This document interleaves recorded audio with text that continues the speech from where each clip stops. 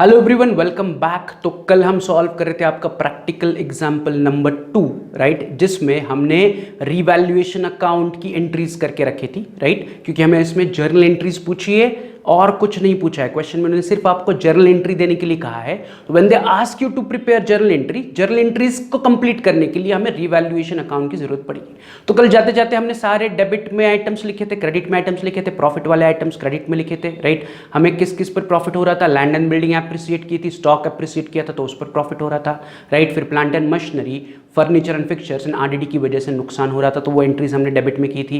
And मैंने कहा था कि आप रिवैल्यूएशन अकाउंट को बैलेंस करो एंड चेक करो whether there is revaluation profit और लॉस। तो अगर आपने बैलेंस किया होगा रिवैल्यूएशन अकाउंट तो सबका आंसर 4800 एज रिवैल्यूएशन प्रॉफिट आया होगा, यस और नो। एंड उस 4800 को आपने दोनों पार्टनर्स में अगर डिवाइड किया है, डिस्ट्रीब्यूट किया है, तो अमलेंदु को मिल रहा है 2880 एंड समीर को मिल रहा है 1920। मैंने क्या किया, रिवैल्यूएशन प्रॉफिट को 3:2 में डिस्ट्रीब्यूट किया between Amalendu and Sameer, right. तो यहां पर हमारा रिवैल्यूएशन अकाउंट कंप्लीट हुआ। अब हम क्या करेंगे, अब हम जर्नल एंट्रीज पास करेंगे, राइट। बट जब आप जर्नल एंट्रीज पास करोगे तो अगेन मैंने जो आपको 8 स्टेप लिख के दी है उन 8 स्टेप्स को यूज करके आपको जर्नल एंट्री पास करनी है। इज इट क्लियर कि जब भी हम जर्नल एंट्रीज पास करेंगे, अगर वो कह रहे कि पास जर्नल एंट्रीज मतलब आपको सारी ट्रांजैक्शंस को इसमें इंक्लूड करना है, तो अगर गलत ना हो इसलिए मैंने आपको स्टेप्स लिख के दी थी फॉर जर्नल एंट्रीज 1 से 8 स्टेप्स। तो उन 8 स्टेप्स को फॉलो करो तो कोई भी जर्नल एंट्री आपकी मिस नहीं होगी, राइट। अगर आपको टाइम सेविंग काम करना है तो फॉलो द स्टेप्स, राइट। उन 1 से 8 स्टेप्स को फॉलो करो, राइट, तो आपकी कोई भी जर्नल एंट्री मिस नहीं होगी, राइट। एंड फिर उन स्टेप्स के हिसाब से क्वेश्चन में से हमें क्या चाहिए उसको उठाओ एंड जर्नल में एंट्री करो, राइट। अब हम क्वेश्चन के हिसाब से नहीं जाएंगे, अब हम क्या करेंगे, हमारे स्टेप्स के हिसाब से क्वेश्चन से चीजें उठाएंगे, राइट, एंड फिर उसकी जर्नल एंट्री देंगे। Getting what I am saying कि हमारी स्टेप 1 क्या कहती है कि पार्टनर ने क्या क्या लाया, तो हम पूरे क्वेश्चन को स्कैन करेंगे, पार्टनर ने क्या क्या लाया वो क्वेश्चन से उठाएंगे एंड फिर उसके लिए जर्नल एंट्री देंगे, राइट। फिर दूसरा स्टेप क्या कहता है कि distribute the goodwill among the partner. अगर वो रेज नहीं है तो आपको उसको पार्टनर्स के बीच में डिस्ट्रीब्यूट करना है, उसकी एंट्री। फिर अगर पार्टनर्स ने गुडविल विड्रॉ किया है तो उसकी एंट्री, यस और नो। फिर जनरल रिजर्व फंड बांटने की एंट्री, फिर रिवैल्यूएशन के डेबिट के आइटम्स की एंट्री, फिर रिवैल्यूएशन के क्रेडिट के आइटम्स की एंट्रीज, फिर प्रॉफिट की एंट्री एंड फिर लास्ट स्टेप में अगर हम पार्टनर्स कैपिटल को एडजस्ट कर रहे हैं as per new profit sharing ratio तो उसकी एडजस्टमेंट की आपको एंट्री करनी है।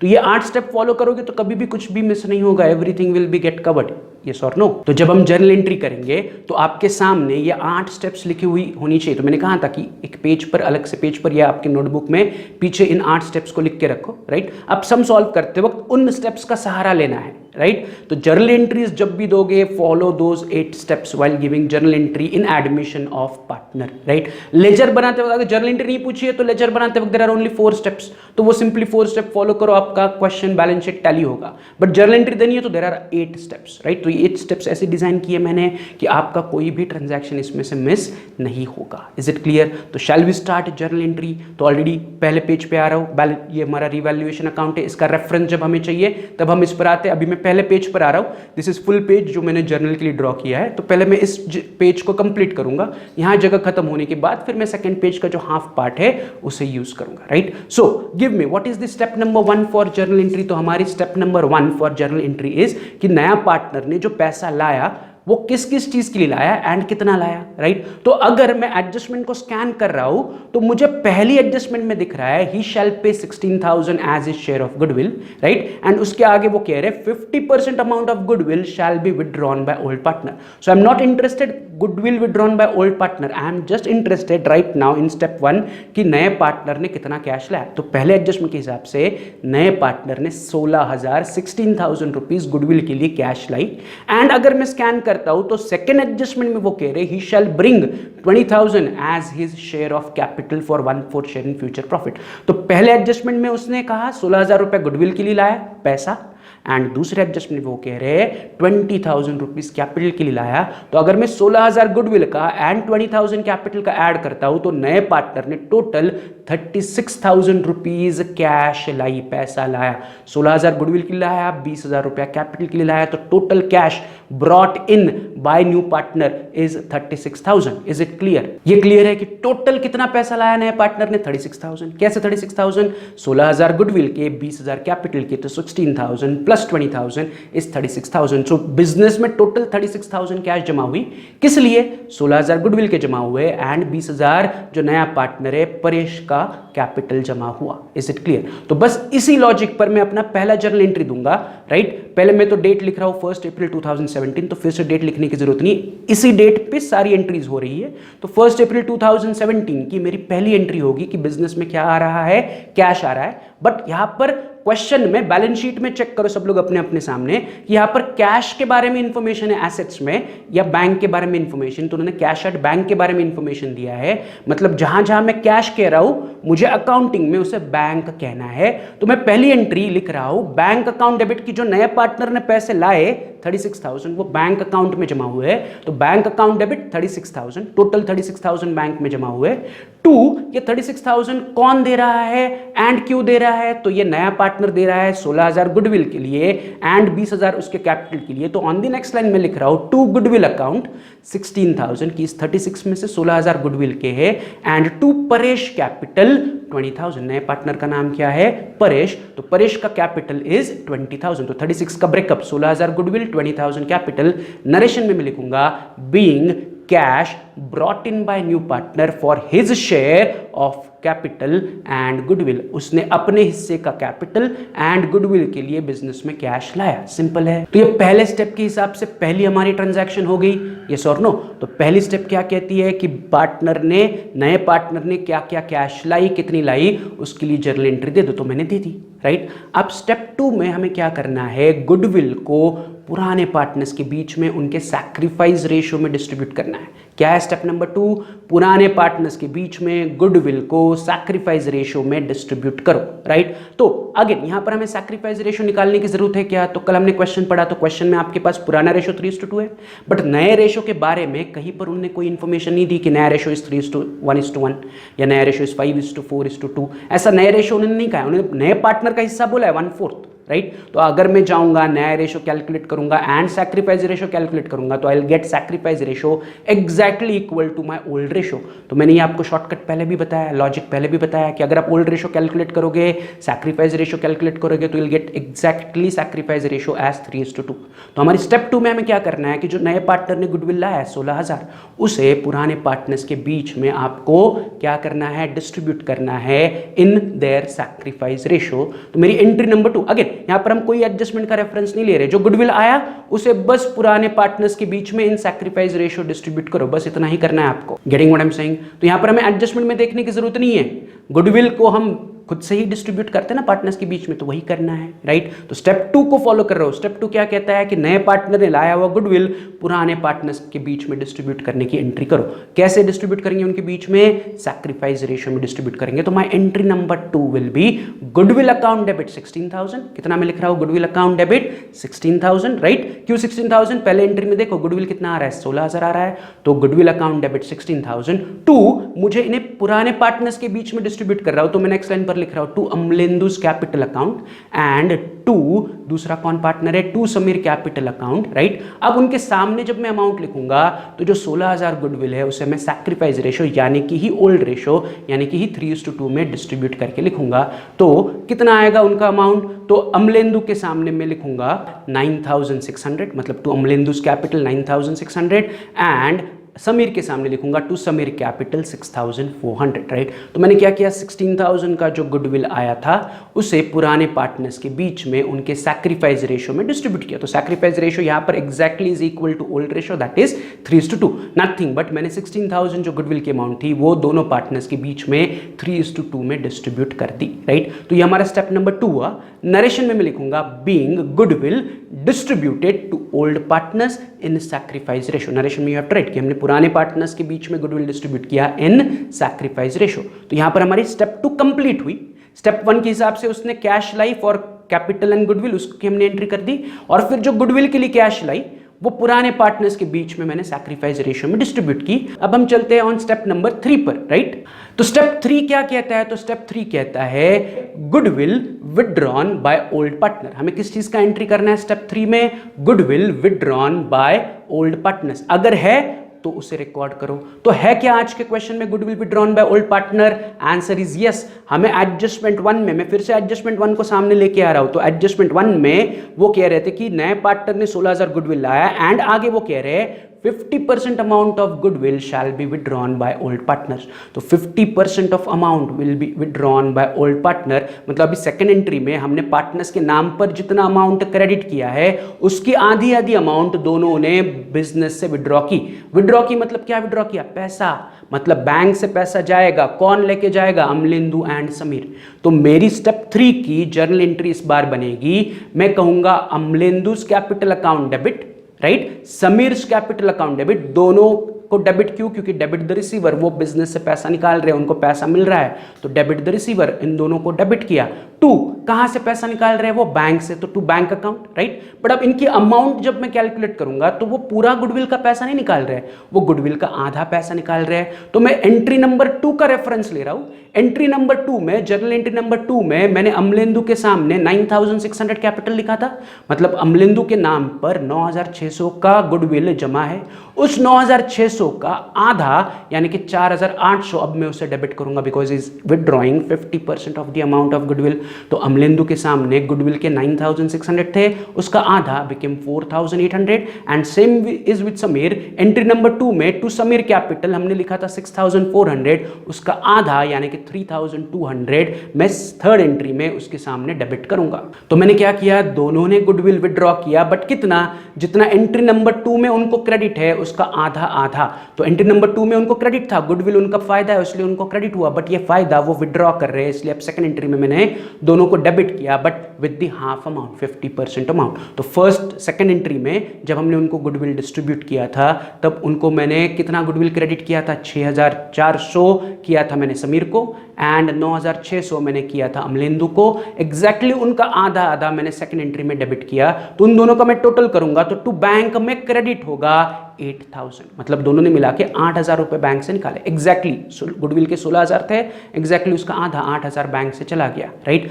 नीचे मैं नरेशन दूंगा, being 50% amount of goodwill withdrawn by old partners, being 50% of the amount of goodwill withdrawn by old partner। तो यहां पर हमारी स्टेप 3 कंप्लीट हुई, राइट। स्टेप 3 के हिसाब से हमने, या अभी तक हमने जितनी भी स्टेप्स की, स्टेप 1 के हिसाब से पैसा लाने की एंट्री, स्टेप 2 के हिसाब से गुडविल डिस्ट्रीब्यूट करने की एंट्री एंड स्टेप 3 के हिसाब से गुडविल विदड्रॉ करने की एंट्री हो गई। ये क्लियर है यहां तक? अब चलते हैं ऑन स्टेप नंबर 4। तो हमारी स्टेप 4 कहता है कि अगर क्वेश्चन में जनरल रिजर्व, रिजर्व फंड या प्रॉफिट एंड लॉस अकाउंट है तो उन्हें पुराने पार्टनर्स के बीच में डिस्ट्रीब्यूट करने की एंट्री करो। तो मैं बैलेंस शीट में चेक कर रहा हूं तो लायबिलिटी साइड में मुझे जनरल रिजर्व दिख रहा है 20,000। इस और नो लायबिलिटीज में जनरल रिजर्व है 20,000। तो इस 20,000 जनरल रिजर्व को मुझे क्या करना पड़ेगा? अमलेंदु एंड समीर के बीच में 3:2 में डिस्ट्रीब्यूट करना पड़ेगा। यस और नो? तो मैं सिंपली जर्नल एंट्री में फिर से आ रहा हूं, this is my step 4। General reserve को पुराने पार्टनर्स के बीच में डिस्ट्रीब्यूट करने की मैं जर्नल एंट्री दे रहा हूं, राइट। तो स्टेप 4 की या हमारी चौथी जर्नल एंट्री बनेगी, मैं क्या डिस्ट्रीब्यूट कर रहा हूं? General reserve. तो I am saying general reserve account debit कितना? 20,000, राइट। अब ये 20,000 में क्या कर रहा हूं? अमलेंदु एंड समीर के बीच में डिस्ट्रीब्यूट कर रहा हूं। तो नेक्स्ट लाइन पर मैं लिखूंगा to Amalendu's capital, right, and to Sameer's capital. अब 20,000 को मैं सिंपली क्या करूंगा? 3:2 में डिस्ट्रीब्यूट करूंगा। तो 20,000 को अगर मैं 3:2 में डिवाइड कर रहा हूं तो 12,000 एंड 8,000 दोनों के सामने आएगा, मतलब अमलेंदु को मिलेगा 12,000, यस और नो, एंड समीर को मिलेगा 8,000। 20,000 को मैंने 3:2 में डिस्ट्रीब्यूट किया between the old partner. General reserve हम क्या करते हैं? पुराने पार्टनर्स को पुराने रेशियो के हिसाब से डिस्ट्रीब्यूट करते हैं। तो बैलेंस शीट में जनरल रिजर्व है 20,000, मैंने यहां पर लिखा जनरल रिजर्व अकाउंट डेबिट 20,000।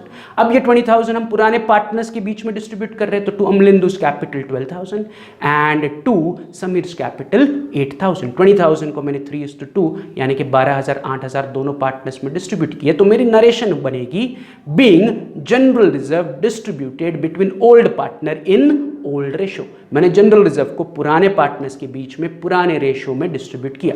तो यहां पर हमारी स्टेप 4 कंप्लीट हुई एंड 4 एंट्रीज भी हुई। यहां पर हर एक स्टेप पर एंट्री है, राइट। अगर यहां पर गुडविल विड्रॉन नहीं होता तो गुडविल विड्रॉन की एंट्री नहीं होती, यस और no, getting it. But goodwill withdrawn है इसलिए उसकी एंट्री हुई। अगर किसी स्टेप पर एंट्री नहीं है तो आगे बढ़ो। बट यहां पर हमारे चारों स्टेप्स पे चारों एंट्री थी, कैश लाने की एंट्री, फिर गुडविल सैक्रिफाइस रेशियो में डिस्ट्रीब्यूट करने की एंट्री, फिर गुडविल विड्रॉ करने की एंट्री, एंड अब जनरल रिजर्व डिस्ट्रीब्यूट करने की एंट्री, राइट। तो यहाँ पर हमारी step 4 of journal entry complete हुई। तो आप आपके नोटबुक में देखो what is step 5 of journal entry. तो स्टेप 5 ऑफ जर्नल एंट्री कहता है एंटर या entry for the revaluation debit side item. अब मुझे जर्नल एंट्री पास करनी है फॉर द रिवैल्यूएशन अकाउंट के डेबिट साइड के आइटम। तो ऑलरेडी हमने कल रिवैल्यूएशन अकाउंट बना के रखा था, तो मैं क्या कर रहा हूं, रिवैल्यूएशन अकाउंट को ऊपर लेके आ रहा हूं। तो रिवैल्यूएशन अकाउंट के डेबिट में मैं अगर देख रहा हूं तो मुझे दिख रहा है प्लांट एंड मशीनरी 4000, मुझे फर्नीचर दिख रहा है 4000, एंड मुझे आरडीडी दिख रही है 1200। प्रॉफिट भी है बट वो प्रॉफिट का हम अलग से स्टेप में हम अलग से एंट्री करेंगे। तो अभी रिवैल्यूएशन अकाउंट के डेबिट साइड के आइटम मुझे चाहिए एक्सक्लूडिंग प्रॉफिट। प्रॉफिट नहीं चाहिए मुझे, डेबिट में प्रॉफिट है बट प्रॉफिट को हम अलग से रिकॉर्ड करते हैं, उसकी अलग से जर्नल एंट्री देते हैं। तो अभी अगर मैं रिवैल्यूएशन अकाउंट के डेबिट में देख रहा हूं तो there is plant and machinery, there is furniture and fixtures, and there is RDD. तीन आइटम्स दिख रहे हैं सबको रिवैल्यूएशन के डेबिट में। तो इनको उठाना है एंड इनकी जर्नल में एंट्री करनी है। अब जर्नल में जब आप एंट्री करोगे तो it is very simple logic कि ये तीन आइटम कहां है। ये तीन आइटम रिवैल्यूएशन अकाउंट के डेबिट साइड में है। इसका मतलब रिवैल्यूएशन अकाउंट डेबिट है और ये तीन आइटम क्रेडिट है, राइट। 11th स्टैंडर्ड का आपका लेजर पोस्टिंग, रिवैल्यूएशन के डेबिट में आपने टू प्लांट एंड मशीनरी लिखा है, मतलब प्लांट एंड मशीनरी अकाउंट अगर आप खोलोगे तो प्लांट एंड मशीनरी अकाउंट के क्रेडिट में आप एंट्री करोगे as by revaluation account, yes और नो। तो नथिंग बट मुझे बस सोचना है कौन से अकाउंट में ये रिवैल्यूएशन अकाउंट में है। रिवैल्यूएशन अकाउंट के कौन से साइड पर है, डेबिट साइड में है। तो मेरी एंट्री भी उसी प्रकार में दूंगा, revaluation account debit, right. To क्या क्या है, to plant and machinery 4000 credit column, to furniture and fixtures 4000 credit column, and to RDD 1000 credit column. तो जो डेबिट में मुझे दिख रहा है रिवैल्यूएशन के वो मैंने उठाया एंड ऊपर एज ए 2 करके उनको क्रेडिट कॉलम में लिख लिया। अब रिवैल्यूएशन अकाउंट डेबिट की मैंने अमाउंट नहीं लिखी है, तो इन तीनों को ऐड करो, 4000 प्लस 4000 प्लस 1200 इज 9200। तो रिवैल्यूएशन अकाउंट डेबिट के सामने मैं लिखूंगा 9200। So my final entry should look like revaluation account debit 9200, to plant and machinery 4000, to furniture and fixtures 4000, and to RDD 1200, right. ये क्लियर है। अब इसका मुझे नरेशन भी देना पड़ेगा। अब नरेशन में मैं लिखूंगा being plant and machinery comma furniture and fixtures depreciated and RDD created या RDD provided on debtors, right. यहां पर हमने क्या किया, plant and machinery and fixtures को डेप्रिसिएट किया था, कम की थी उनकी वैल्यू। रिवैल्यूएशन के डेबिट में मतलब लॉस है, उनको हम कम कर रहे हैं, एंड आरडीडी को हम क्रिएट कर रहे हैं या आरडीडी प्रोवाइड कर रहे हैं। तो वही मैंने नरेशन में लिख लिया। Simple, easy. आगे बढ़ते हैं तो यहां पर हमारी कितनी स्टेप्स कंप्लीट हुई, 5 स्टेप कंप्लीट हुई। चलते हैं ऑन दी 6th स्टेप। तो 6 स्टेप्स इसका उल्टा है कि 6 स्टेप्स कहता है कि रिवैल्यूएशन के क्रेडिट में क्या एंट्रीज है उसकी जर्नल एंट्री दे दो। तो मैं चेक कर रहा हूं तो रिवैल्यूएशन के क्रेडिट में there are 2 entries, by land and building 10,000, by stock 4000। तो जो अभी हमने एंट्री दी इसका एग्जैक्टली उल्टा होगा, यानी कि लैंड एंड बिल्डिंग डेबिट होगा, स्टॉक डेबिट होगा एंड रिवैल्यूएशन अकाउंट क्रेडिट होगा। तो मेरी अगली एंट्री दिखेगी as land and building account debit 10,000, stock account debit 4000, and to दोनों का total revaluation account 14,000। 10 plus 4 is 14,000, yes और नो। यहां पर मैं नरेशन लिखूंगा being land and building and stock appreciated. हमने land and building and stock को बढ़ाया था, इसलिए वो रिवैल्यूएशन की क्रेडिट प्रॉफिट में दिख रहा है। दोनों को हमने बढ़ाया प्रॉफिट के आइटम से, तो इसलिए मैं नरेशन में लिख रहा हूं being land and building and stock appreciated. Is it clear? Simply revaluation के क्रेडिट में 2 आइटम्स है, इसलिए मैंने रिवैल्यूएशन अकाउंट को 2 में यानी कि क्रेडिट में लिखा एंड इन दोनों आइटम्स को मैंने डेबिट में लिखा। जो हमारी स्टेप 5 की एंट्री थी एग्जैक्टली उसका उल्टा स्टेप 6 की एंट्री होगी। स्टेप 5 में मैंने रिवैल्यूएशन अकाउंट को डेबिट किया था एंड बाकी के आइटम्स को मैंने क्रेडिट किया था। अब स्टेप 6 में मैं उसका उल्टा करूंगा, रिवैल्यूएशन अकाउंट को क्रेडिट में लेके जाऊंगा एंड बाकी के आइटम्स को मैं जो उसके क्रेडिट में है उनको डेबिट में लेके आऊंगा, right. And narration is simple being land and building and stock appreciated, right. तो यहां पर हमारे स्टेप 6 कंप्लीट हुई, यस और नो। अब चलते हैं स्टेप नंबर 7 की जर्नल एंट्री। तो स्टेप 7 में हम क्या करते हैं, जो प्रॉफिट या फिर लॉस है रिवैल्यूएशन का उन्हें पार्टनर्स के बीच में डिस्ट्रीब्यूट करने की जर्नल एंट्री देते हैं। तो मैं फिर से रिवैल्यूएशन अकाउंट में आता हूं। अगर मैं डेबिट साइड में देख रहा हूं तो रिवैल्यूएशन प्रॉफिट है, आपने होमवर्क के लिए कैलकुलेट किया था कितना है रिवैल्यूएशन प्रॉफिट 4800, उसे हमने अमलेंदु एंड समीर के बीच में डिस्ट्रीब्यूट किया है। तो इसे डिस्ट्रीब्यूट करने की मुझे जर्नल एंट्री देनी पड़ेगी। हमने ऑलरेडी लेजर में डिस्ट्रीब्यूट किया, बट उसकी मुझे क्या करनी है, जर्नल एंट्री देनी है। तो मैं जर्नल में आ रहा हूं, मेरी एंट्री बनेगी फिर से, ये कहां पर है, रिवैल्यूएशन अकाउंट के डेबिट में है सारे आइटम, यस और नो। प्रॉफिट डिस्ट्रीब्यूशन की एंट्री आपको रिवैल्यूएशन अकाउंट के डेबिट में दिख रही है, तो मेरी एंट्री में भी कहूंगा रिवैल्यूएशन अकाउंट डेबिट। कितना है टोटल प्रॉफिट, 4800। टू मैंने किसके बीच में डिस्ट्रीब्यूट किया, टू अमलेंदुस कैपिटल, कितना दिया उसे, 2880, and to Sameer's capital 1920। Amount मैंने यही से रिवैल्यूएशन अकाउंट से ही कॉपी करके लिखी। तो माई एंट्री इज व्हाट, मैं फिर से रिपीट कर रहा हूं, revaluation account debit, total profit की अमाउंट 4800, टू अमलेंदुस कैपिटल हमने दिया अमलेंदु को 2880, and to Sameer's capital 1920। Narration में मैं लिखूंगा being revaluation profit distributed to old partners in old ratio. मैंने रिवैल्यूएशन प्रॉफिट को ओल्ड पार्टनर्स के बीच में ओल्ड रेशो में डिस्ट्रीब्यूट किया। तो यहां पर हमारी स्टेप 7 की भी जर्नल एंट्री कंप्लीट हुई, राइट। एंड अब चलते हैं स्टेप 8 पर। स्टेप 8 क्या कहता है कि अगर आपने पार्टनर्स कैपिटल को नए प्रॉफिट शेयरिंग रेशो के हिसाब से एडजस्ट किया है, तो उससे जो एडजस्टमेंट बनती है कि जो उनका बैलेंसिंग फिगर है वो कैश में या फिर पार्टनर्स कैपिटल में या पार्टनर्स लोन में या पार्टनर्स करंट में एडजस्ट करो, अगर ऐसी कोई एडजस्टमेंट है तो उसके लिए हमें जर्नल एंट्री देनी पड़ेगी। But the answer is no, हमने कोई भी एडजस्टमेंट नहीं किया है। हमने नए पार्टनर का कैपिटल नए प्रॉफिट शेयरिंग रेशो के हिसाब से इस क्वेश्चन में नहीं कहा, इसलिए हमने नहीं किया, यस और नो। तो स्टेप 8 की जर्नल एंट्री बनेगी क्या, answer is no. So we are done with all the 7 steps, yes और नो। हमने शुरुआत से लेके 7वें स्टेप तक सबकी जर्नल एंट्री हमें इस बार मिली, तो उन सबकी हमने जर्नल एंट्री दे दी। सिर्फ 8वें स्टेप की कोई जर्नल एंट्री यहां पर नहीं बन रही है। Is it clear? तो फिर से मैं एक बार समराइज कर रहा हूं। स्टेप 1 के हिसाब से हमने पार्टनर ने क्या लाया, कैश लाया फॉर कैपिटल एंड गुडविल, उसकी जर्नल एंट्री दी। फिर स्टेप 2 के हिसाब से हमने क्या किया, जो लाया हुआ गुडविल है वो पुराने पार्टनर्स के बीच में सैक्रिफाइस रेशियो में डिस्ट्रीब्यूट किया। फिर तीसरे स्टेप के हिसाब से जो गुडविल हमने पार्टनर्स के बीच में डिस्ट्रीब्यूट किया था उसे विड्रॉ किया था, उसकी हमने जर्नल एंट्री दे दी कि 50% of the amount of goodwill withdrawn bye partner, उसकी एंट्री दे दी, यस और नो। फिर स्टेप 4 के हिसाब से हमने रिजर्व फंड को पुराने पार्टनर्स के बीच में उनके पुराने रेशियो में डिस्ट्रीब्यूट किया। फिर स्टेप 5 के हिसाब से हमने रीवैल्यूएशन के डेबिट के आइटम्स उठा के उसकी जर्नल एंट्री दे दी। फिर स्टेप 6 के हिसाब से हमने रीवैल्यूएशन के क्रेडिट के आइटम्स उठा के उसकी journal entry the. And step 7 में हमने रीवैल्यूएशन प्रॉफिट को पुराने पार्टनर्स के बीच में डिस्ट्रीब्यूट करने की जर्नल एंट्री दी, राइट। तो यहां पर हमने 1 to 7 हर एक स्टेप के लिए एक एक जर्नल एंट्री दी, मतलब 7 जर्नल एंट्री बनी। 8वीं स्टेप है, बट इस बार 8वीं स्टेप की कोई भी ट्रांजैक्शन हमारे क्वेश्चन में नहीं है, तो उसकी कोई जर्नल एंट्री नहीं बनी। तो अभी आपका काम क्या है, तो आपको फटाफट जर्नल की टोटल लेनी है on both the side, right. तो आपकी जर्नल की टोटल ले लो एंड देखो वो इतनी आ रही है या नहीं, राइट। तो मैंने यहाँ पर आपको टोटल बता दी जर्नल की, आपकी भी इतनी आनी चाहिए, क्रॉस चेक करो। अब हम चलते हैं फटाफट ऑन द नेक्स्ट क्वेश्चन। जो नेक्स्ट क्वेश्चन हमें सॉल्व करना है that is your practical example number 2 या अनसॉल्व्ड एग्जाम्पल नंबर 2।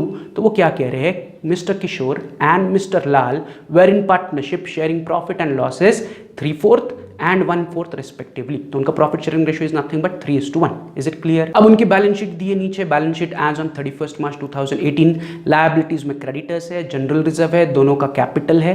एसेट्स में लैंड एंड बिल्डिंग है, फर्नीचर है, स्टॉक है, डेटर है, बिल रिसीवेबल है एंड कैश एट बैंक है, राइट। नीचे वो कह रहे हैं they decided to admit Ram on 1 April 2018 on the following terms. तो राम को उन्होंने एज ए नया पार्टनर बिजनेस में एडमिट किया एंड राम क्या करेगा, he should bring, he should give 1/5 share in profit and for that he brought 60,000 as his capital through RTGS। तो उसने 60,000 रुपए कैपिटल लाया, RTGS मतलब बैंक ट्रांसफर किया, तो पैसा बैंक में आ रहा है। अगर आप एसेट्स में देखोगे there is cash at bank, right. तो हमें कैश एट बैंक दिया मतलब बैंक अकाउंट, अगर लेजर बनाने हैं तो बैंक अकाउंट बनाना पड़ेगा, राइट। तो वो 60,000 रुपए बैंक में जमा हो रहा है कैपिटल का।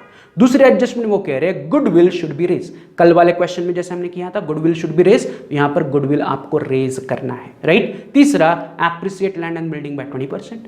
चौथा furniture and stock are to be depreciated by 10%। तो third and fourth is simple adjustment. लेकिन फिफ्थ एडजस्टमेंट में वो क्या कह रहे हैं, the capital of all partner should be adjusted in their new profit sharing ratio through bank account. देखो यहां पर वो कह रहे हैं कि पार्टनर्स के कैपिटल को आपको एडजस्ट करना है इन न्यू पीएसआर। हमने इससे पहले भी बहुत बार किया हुआ है तो फिर से करना है। तो यहां पर नया पीएसआर क्वेश्चन में है क्या, नहीं, मतलब हमें नया पीएसआर निकालना पड़ेगा। लेकिन हमें ड्रॉ क्या क्या करना है, तो लास्ट लाइन पर वो कह रहे हैं पास necessary journal entries in the books of the partnership firm and the balance sheet of new firm. देखो मतलब journal entries and balance sheet है, तो अगर journal entries and balance sheet है मतलब हमें जर्नल एंट्रीज तो देनी ही देनी है, सारी 1 से 8 स्टेप फॉलो करके जर्नल एंट्री देनी है, बैलेंस शीट बनानी है। तो बैलेंस शीट बनाने के लिए I need to draw revaluation account, partners capital account and bank account as a working note. तो फटाफट हम फॉर्मेट रेडी करते हैं। मैं आ रहा हूं पहले पेज पर, पहला पेज मैंने जर्नल ड्रॉ किया, ऊपर लिखते वक्त लिखा in the books of Kishore and Lal, right. तो ये पहला पेज का जर्नल है। सेकंड पेज पे मैं आ रहा हूं, फिर से हाफ पेज का जर्नल एंड हाफ पेज का मैं बैलेंस शीट बना रहा हूं, बट ऊपर लिखते वक्त in the books of Kishore Lal and कौन है, राम, ब्रैकेट में new firm, balance sheet as on 1 April 2018। तो ये हाफ पेज का बैलेंस शीट हो गया, ऊपर हाफ पेज मैंने जर्नल एंट्रीज देने के लिए लिखा। Is it clear? तो पहला पेज मैंने जर्नल ड्रॉ किया, दूसरे पेज पर half page journal, half page balance sheet. ये हमारा ओरिजिनल आंसर जो उन्होंने पूछा है उसके लिए फॉर्मेट हो गया। बट तीसरे पेज पे मैं आ रहा हूं, तीसरे पेज पे मैं as a working note revaluation account, partners capital with 3 partners के 3 कॉलम एंड बैंक अकाउंट बना रहा हूं। एंड नीचे मैं आपको टास्क दे रहा हूं आज का कि आपको नया प्रॉफिट शेयरिंग रेशियो कैलकुलेट करना है। क्या कैलकुलेट करना है आपको? न्यू पीएसआर कैलकुलेट करना है। तो सब लोग बैंक अकाउंट के बाद नीचे अपनी जगह छोड़ी है, मैंने यहां पर थोड़ी जगह छोड़ी है, तो आपको क्या करना है, वहां पर नया प्रॉफिट शेयरिंग रेशियो का कैलकुलेशन करना है, राइट। वो कैसे करना है तो हमने ऑलरेडी उसको बहुत बार सीखा हुआ है, उस पर हमने अलग से लेक्चर्स भी लिए हैं। डाउट है तो वो चेक करो एंड फिर इस क्वेश्चन का नया प्रॉफिट शेयरिंग रेशियो कैलकुलेट करो। उसे कैलकुलेट करने के लिए मैं आपको 2 चीजें यहां पर लिख के दे रहा हूं कि ओल्ड रेशियो किशोर एंड लाल का इज 3/4 एंड 1/4, राइट। एंड नए पार्टनर का रेशियो यानी कि राम रेशियो इज 1/5। तो ये 2 बेस कैलकुलेशन, ये जो गिवन चीजें मैंने दे दी, इन दोनों को यूज करके आपको नया प्रॉफिट शेयरिंग रेशियो कैलकुलेट करना है, राइट। तो ये आज का आपका होमवर्क है। इस सम के लिए फॉर्मेट रेडी करो, पहले का सम अगर इनकम्प्लीट होगा तो उसे इनकम्प्लीट करो एंड इसका नया प्रॉफिट शेयरिंग रेशियो कैलकुलेट करो and also try to calculate capital as per new profit sharing ratio, वो भी हमने किया हुआ है, राइट। तो this is your today's homework, you have to complete this calculation of new PSR and आपको ये नया पीएसआर मिलने के बाद पार्टनर्स का नया कैपिटल कैलकुलेट करना है। Is it clear? चलो तो फिर आज के लेक्चर में हम यही रुक रहे हैं। कल आने के बाद इस सम को स्टार्ट टू एंड मतलब लेजर पोस्टिंग से लेके जर्नल एंट्री तक जितना बन सकता है हमारा उतना बनाएंगे, राइट। अगर पूरा बन गया तो इमीडिएटली हम अगले सम पर चलते हैं। Is it clear? अब we are nearing to the end of this chapter, तो अब आपसे बनना ही चाहिए। Is it clear? एग्जाम में इस चैप्टर का weightage is of 10 marks, right. तो 10 मार्क्स के लिए शायद आपको इतना फुल फ्लेज क्वेश्चन नहीं पूछा जाएगा, बट एज अ प्रैक्टिस हमें कुछ भी एग्जाम में पूछ सकते हैं, तो हमें सब कुछ आना चाहिए। तो एक सम में अगर हमें सब कुछ पूछा है तो सब कुछ हम एक साथ सॉल्व करते हैं, है कि नहीं? हमारा ही प्रैक्टिस है। Is it clear? चलो तो see you tomorrow, have a good day, bye.